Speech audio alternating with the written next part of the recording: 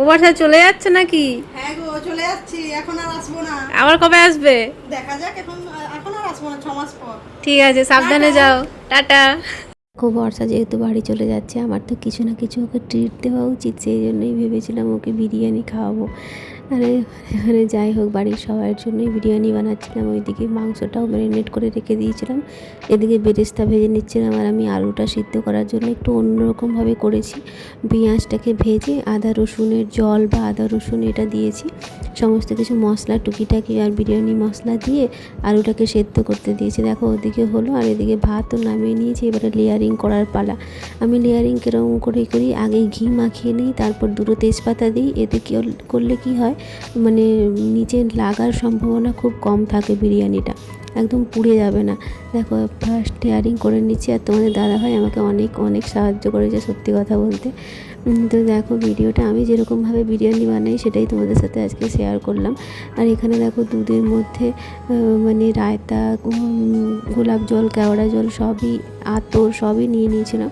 তো এক এক করে সব দিয়েছি। আমি না একটু বেশি পরিমাণে ঘি দিই, ঘি ছাড়া বিরিয়ানিটা যেন অসম্পূর্ণ থাকে, আমার তো তাই মনে হয়। আর আমি মাংসটাকে একদম চিকেন কষা যেরকম করে সেরকম বিরিয়ানি মশলা দিয়ে করে নিয়েছিলাম।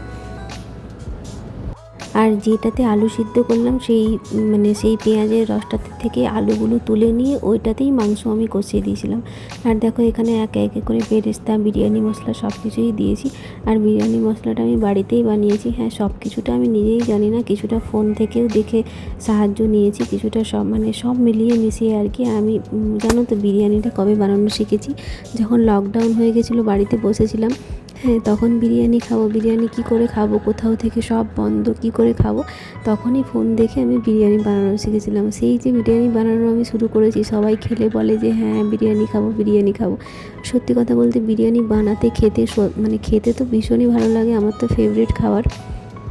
কিন্তু বানাতে যা ঝামেলা, মানে সন্ধ্যে থেকে লেগেছি, রাত্রি 10টা বেজে যাচ্ছে, তাও বিরিয়ানি কমপ্লিট হয় না।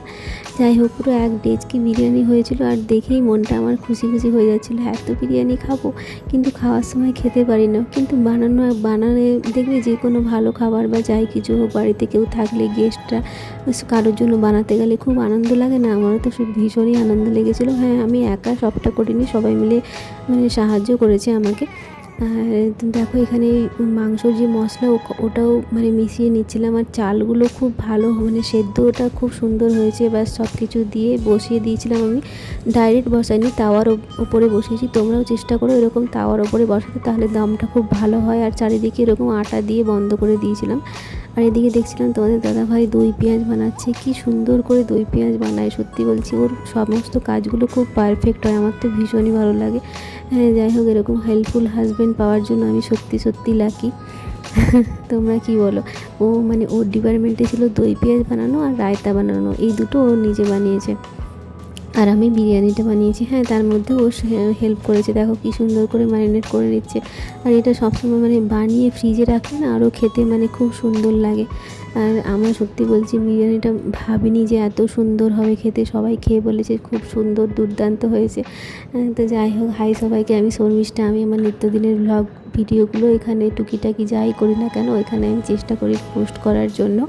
গত দুদিন আমি ব্যস্ত থাকার জন্য পোস্ট করতে পারিনি, সেজন্য আই এম সরি। তোমরা কেমন আছো জানিও কমেন্ট সেকশানে। যদি ভালো লাগে আমার ভিডিওগুলো, অবশ্যই একটা লাইক, কমেন্ট, শেয়ার করে দিও। আর দেখো এদিকে বিরিয়ানি হয়ে গেছে, খুঁড়েও দেখা যাক কেমন হয়েছে।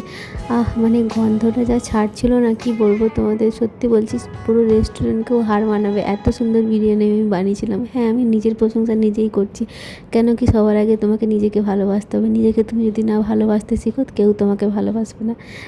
জ্ঞান দিয়ে দিলাম, তাই না? সত্যি বলতে, সবাই কে কে বিরিয়ানি খাও, কে কে পছন্দ করো, চলে আসো। বিরিয়ানি অনেক এখনও বাকি আছে। আর আমি উপর থেকে একটু নামিয়ে ঘি ছড়িয়ে দিয়েছিলাম। আজকের জন্য এতটাই।